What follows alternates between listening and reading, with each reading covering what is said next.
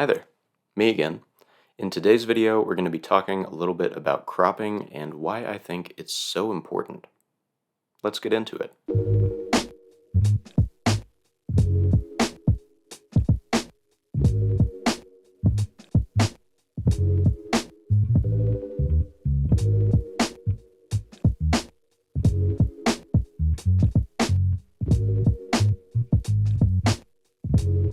So in this world of photography, I think there's two different kinds of photographers with two different mindsets about cropping.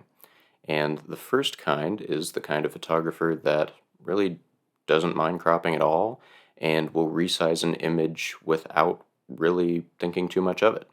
And the second kind of photographer is the kind of photographer that doesn't really prefer to crop and really tries to nail everything as best they can in camera. Now, I would say I definitely fall into that second group a little bit more. I try and frame stuff up in camera as best I can, and I'm usually pretty meticulous with how I frame stuff and how things go to the edge of the frame, at least when I have a chance to slow down and work a little bit more slowly. But I think that's to my detriment a little bit because as time has gone on, I've gone back through my images and there's a lot of photos that I haven't used, and a simple recrop really brings those images to life and gives me a whole plethora of photos that I can get some more use out of. So let's talk about some of the main reasons you might want to crop your image. So the first reason you might want to recrop your image is there might be too much unneeded negative space in the photo. I run into this a lot where I just kind of frame something up and cut the image in half, and a lot of the times that leaves a little bit too much sky or foreground that's just empty with nothing going on, and a simple recrop can really help out the image and draw a little bit more attention to your subject. So another similar reason you might want to recrop your photo is there might be other distracting elements in your photo. So maybe you got a really cool subject, but you got a bunch of trash cans or something in the foreground that just kind of detract from the scene as a whole. Another example I can think of that is kind of the bane of my existence sometimes is power lines. I hate it when power lines intrude on a scene, and cropping those types of things out can be super helpful.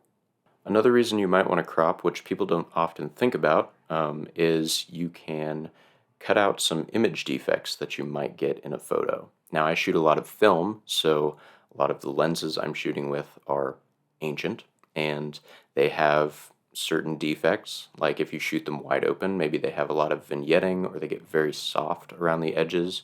And if you crop, you can get rid of the parts of the image that suffer from those things.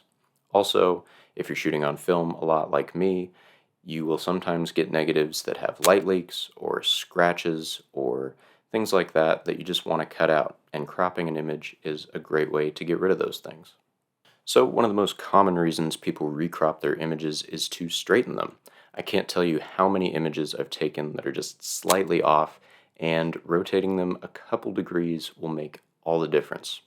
Also, you could do the opposite to add a little bit of energy or excitement to a photo.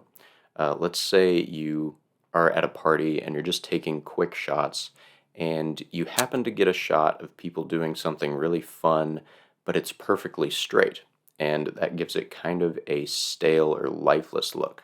Now, you could recrop it and add a little bit of a tilt to add some energy to a photo like that. Another reason you could recrop your image is to fit different kinds of media. Some examples of this are the 3:2 aspect ratio, which is native for 35mm, or full frame digital cameras if that's what you're shooting. And that is great for prints that are going to fit those frames perfectly, such as 8x12. I love printing at 8x12. Another common crop factor is the 4:3 aspect ratio, which is native to 6:45 medium format, and that's great for editorial photography and publications. Another common crop is the 4:5 aspect ratio, which is native to micro four thirds and large format photography, and this is really good because this is Instagram's native portrait orientation aspect ratio. And maybe you're like me and you make YouTube videos and you want to use one of your images for a YouTube thumbnail, and that's where the 16 by 9 crop comes in very handy. You could also crop your images to a vertical 16 by 9 aspect ratio and use photos for YouTube Shorts or Instagram Reels or TikToks or whatever. And finally, there is the dreaded square crop, which I feel like people hate nowadays, but honestly, it's one of my favorite aspect ratios just because it's so versatile. And finally, experimenting with different aspect ratios will give you more flexibility when you're trying to sequence images and put something together like a book or something like that. You'll have so many more options if you play with different aspect ratios, and that'll give you so much to work with when it comes to combining images and text and things like that.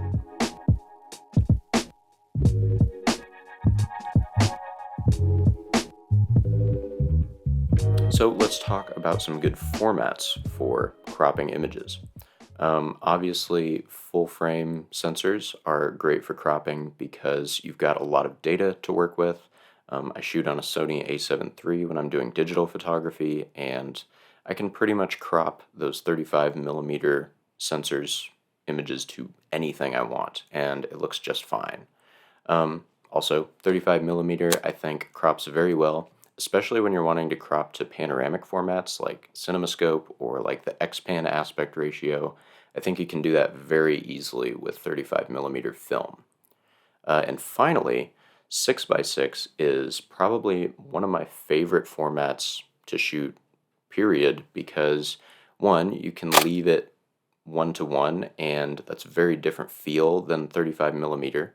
And if you want to crop it, you can crop it to the 4:3 aspect ratio and pretty much have the information of a 6:45 negative and crop it very easily vertically or horizontally. So that about does it for my video about cropping and why I think cropping is so important in photography. Do I think you should go around and just shoot willy-nilly and worry about cropping later? No, I think you should shoot very intentionally and try to frame things up as best you can in camera first. But cropping is a really, really valuable tool for a lot of reasons, and it just might get you a little bit more life out of those images that you forgot about. I'll see you guys in the next one. Bye now.